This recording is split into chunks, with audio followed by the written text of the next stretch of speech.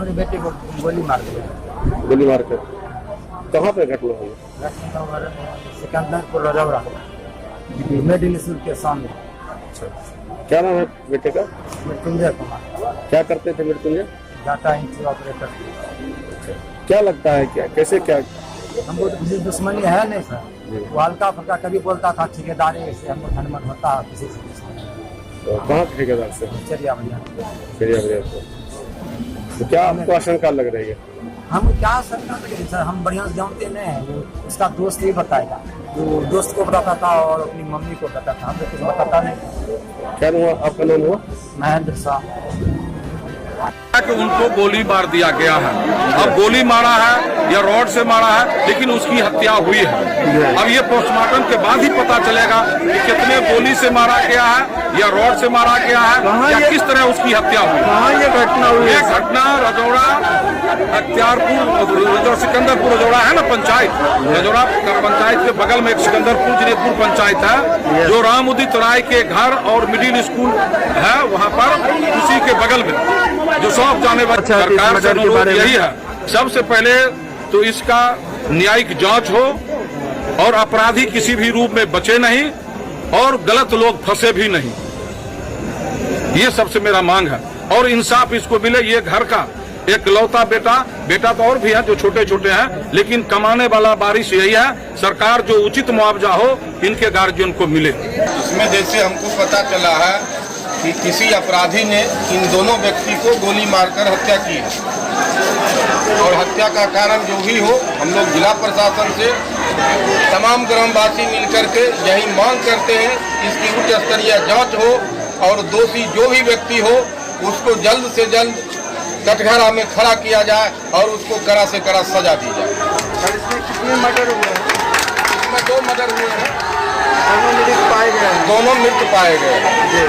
क्या क्या नाम है सर उसका? एक इमामुल हक और जिसका अख्तियारपुर रजौड़ा घर है, और दूसरा मृत्युंजय साह जिसका सांख घर है। आप सर चहते मुखिया हैं इस रजौड़ा पंचायत के, ये जनता जानती है।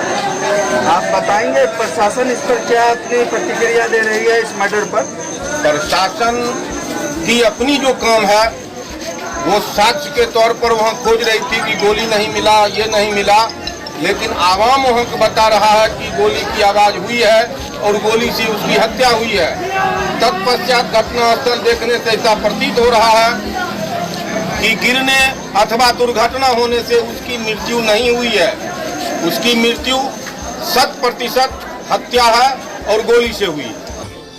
और अगर ये मर्डर है तो उस पर हम तुरंत एसपी से कार्रवाई करने के लिए और अपराधियों के मन में जो खौफ पुलिस का समाप्त हो गया है, वो खौफ और वो डर फिर से पैदा करने के लिए हम कहेंगे। लेकिन जहाँ तक इस घटना की अभी यहाँ आने के बाद जो वस्तुस्थिति मालूम हुआ है कि लाश जो यहाँ मिला है और जो घटनास्थल के साक्षी स्थिति है उसके आधार पर स्थानीय जो पुलिस पदाधिकारी हैं या यहाँ डॉक्टर की टीम है उसका मानना है कि बड़ा संदिग्ध है।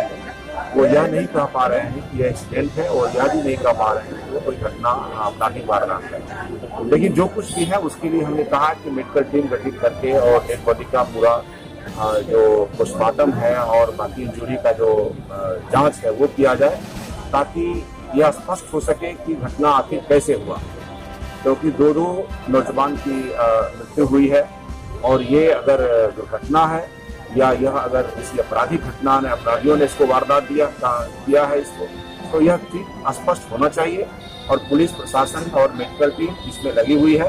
उसका रिपोर्ट आ जाने दीजिए, फिर हम लोग उसी हिसाब से बात करेंगे। नहीं, निश्चित रूप से हर रोज कुछ ना कुछ घटना होते रहता है यहाँ पे, तो प्रशासन को चाहिए कि तुरंत इस पर कार्रवाई करे। जहाँ तक इस घटना का सवाल है, जैसा आप लोग जानते हैं, अभी जब डॉक्टरों से बात हुई उनका कहना है कि अभी बहुत क्लियर रूप से नहीं कहा जा सकता है कि उनकी हत्या गोली मार के हुई है या एक्सीडेंट के कारण हो गया। तो वो जो भी है कारण, जो उनके डेथ का जो कारण है वो पता लगेगा पोस्टमार्टम रिपोर्ट के बाद।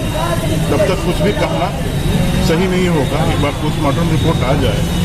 और अगर ये हत्या हुई है तो प्रशासन को तुरंत इस पर कार्रवाई करना पड़ेगा, हत्यारों को जेल तक ले जाना पड़ेगा। लेकिन एक बात निश्चित रूप से मैं चिंता जाहिर करता हूँ, जिस तरह से बेगूसराय में हर रोज हत्याओं का दौर चल रहा है, निश्चित रूप से प्रशासन के ऊपर सवाल उठेंगे। और अगर जनता सुरक्षित नहीं है, समाज सुरक्षित नहीं है, यहाँ के लोग सुरक्षित नहीं है, तो जो भी पार्टी हो, कोई भी पार्टी हो, जो भी राजनीतिक कार्यकर्ता है, उनका पहला कर्तव्य बनता है जो सड़क पर उतरें और इसके खिलाफ आंदोलन करें। घटना को तो छोड़ दीजिए, डबल इंजन की सरकार बिहार में पूर्ण रूप में फेल हो चुकी है। जब बेगूसराय की चर्चा करिएगा तो बेगूसराय जिले में खास करके जो अभी हत्या की सिलसिला हम देख रहे हैं, व्यवसायियों वर्ग को खास करके निशाना बनाया जा रहा है। व्यवसायिक वर्ग को, मजदूर वर्ग को, लाचार को। अब कल रात में की महेंद्र साहू जी की लड़का जो मृत्युंजय साहू जी थे, इलामुन को 2 आदमी को रात हत्या कर दिया गया। परसों आपको बलिया में जोगेश्वर महतो की हत्या कर दिया गया है। राहुल कुमार जो है बगहा निवासी को, उसको हत्या कर दिया गया।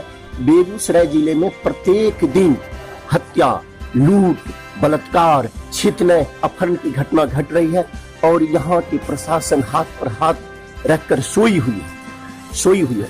अगर पुलिस कप्तान चाहती तो इस हत्या को यथाशीघ्र निपटारा कर सकती है, लेकिन पुलिस कप्तान की यानी कोई प्रशासन का ऐसा मंशा ही नहीं है जे अपराध पर कंट्रोल करे।